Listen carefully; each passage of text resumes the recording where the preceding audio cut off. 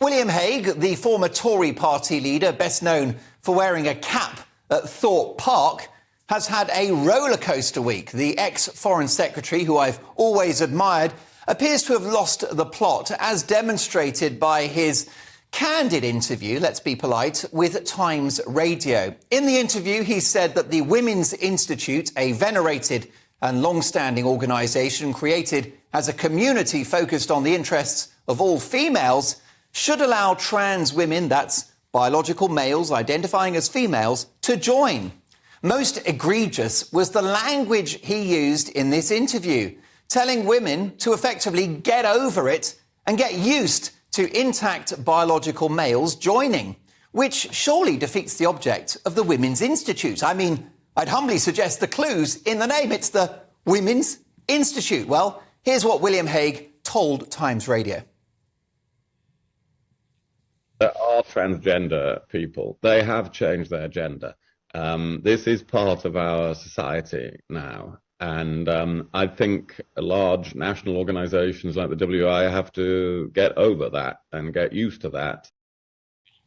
So what have all of these women got to get over and get used to, Mr. Hague? Have they got to get over and get used to double rapists accommodated in women's prisons? Have they got to get over and get used to the grim dystopia of unisex changing rooms and the awkwardness, discomfort and sometimes terror that they bring about? Has this woman got to get over it after being confronted by two men at a changing room in Primark? Take a listen to this poor woman's moving testimony. I probably shouldn't be doing this when I'm still emotional, but I feel like I need to get the word out there. So I was just in Primark in Cambridge, and I feel really stupid being emotional about this, but yeah, I was trying on some clothes and it was a unisex changing room, which I'm really for, and I love that because, you know, it makes everyone feel included. But twice, two men opened the curtain, walked in on me. Luckily both times I was wearing fully clothed, but I could easily not have been. There you go, a woman in tears in her car after a shopping trip. This is progress, is it, Mr. Hague? Have women got to get over unisex toilets as well? Now, full disclosure, we've got them here at GBNews, and they are loathsome. We rent the building, it's out of our hands. Stories are now legion of schoolgirls not going to the toilet all day long because they don't want to go to a bathroom where boys will be. Now, if you know anything about boys at school, you'll know exactly why. And this is not a slander on trans people.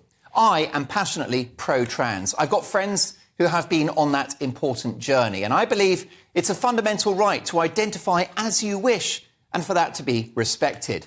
But not at the expense of the hard-won sex-based rights of others, in this case, women. This isn't about trans or non-trans. The grim reality is that to the female of the species, all males, that's right, every single male, including me, TV's Mark Dolan, Nick Knowles from DIY SOS, great entertainer, lovely guy. What about Britain's most trusted doctor, Hilary Jones?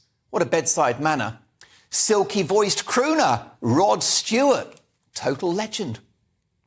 Even Donald Duck, for that matter. Ask Daffy Duck. Anyone rocking the meat and two veg always has been and always will be a potential threat to women. That's just biology, I'm afraid, and history. Which is why we have single-sex spaces. And the Women's Institute has been a community, a haven and a comfort to females for decades.